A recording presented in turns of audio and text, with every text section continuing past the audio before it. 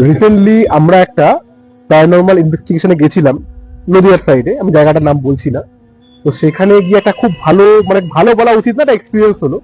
যেমন তার মানে বাড়িতে মা, মেয়ে আর বাবা থাকতো।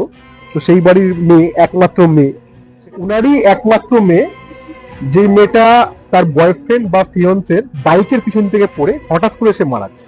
তো মারা যাওয়ার পর 5th সেপ্টেম্বর টিচার্স ডে দিনকে উনি মারা গেছিলেন। তো মারা যাওয়ার পর প্রথম দিকে ওরা অতটা কিছু ফিল করতে পারেনি, এমনি কান্নার আবার টুকটাক আসতো, কিন্তু ওরা সব শুনতো, বুঝতো, কিন্তু জাস্ট ইগনোর করতো। কিন্তু ইদানিং সময় তারা একটা শ্যাডোই ফিগারের মুভমেন্ট ফিল করতে পারছে। ইভেন মেয়েটার ঘরটা হঠাৎ হঠাৎ করে মেয়েটার ঘরটা খুলে যাচ্ছে বিনা কারণে। তো ওনার মা একবার গেট বন্ধ করতে গিয়ে দেখছে যে ওনার মেয়ের মতোই কিছু একটা সেই ঘরে একটা ছায়ার মতো করে ঢুকছে। ওর মা একটু ভয় পেয়ে যায়, বাবাকে এসে বলে। ওর বাবা এসব জিনিস মানতো না। রিসেন্টলি কি হয়েছে, 7ই জানুয়ারি 2026, ওনাদের বাড়িতে কয়েকজন রিলেটিভ আসে। সেই রিলেটিভরা যখন ওই বাড়িতে থাকতে যায় বা মানে কথাবার্তা বলতে যায়, বাথরুমের দিক থেকে গিয়ে একজন রিলেটিভ খুব ভয় পেয়ে গেছে, ভীষণ ভয় পেয়ে গেছে। তারপরেই ওরা আমাদেরকে ডাকে। তো আমরা এই বাড়িটাতে, আমাদের যখন ওনারা ডাকে আমরা তখন যাই। তো ওনারা আমাদেরকে পুরো ঘটনাগুলো বলে। আর সবচেয়ে সমস্যা যেটা হচ্ছে যে এই যে কেসটা আমরা নিয়েছিলাম, এই কেসটা কিন্তু আমরা প্রথম থেকে প্রেডিক্ট করতে পারিনি অ্যাকচুয়ালি কেন এই স্পিরিটটা এতটা ফেরোসিয়াস হয়ে রয়েছে। তার একটাই কারণ ছিল, সেটা আমি পরে বলছি কি সমস্যা হয়েছিল।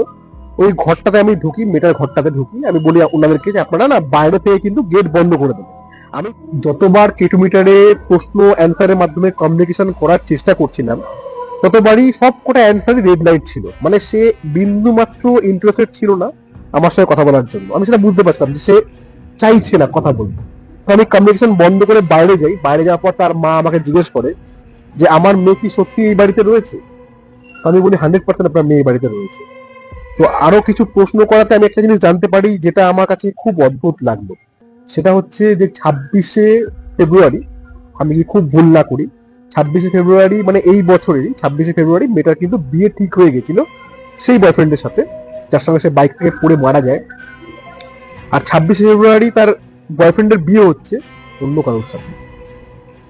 আমি শোনার পরে বুঝতে পারি যে এই পার্টিকুলার রিজনটার জন্য স্পিরিটটা কিন্তু অতিরিক্ত মাত্রায় সিরিয়াস হয়ে গেছিল।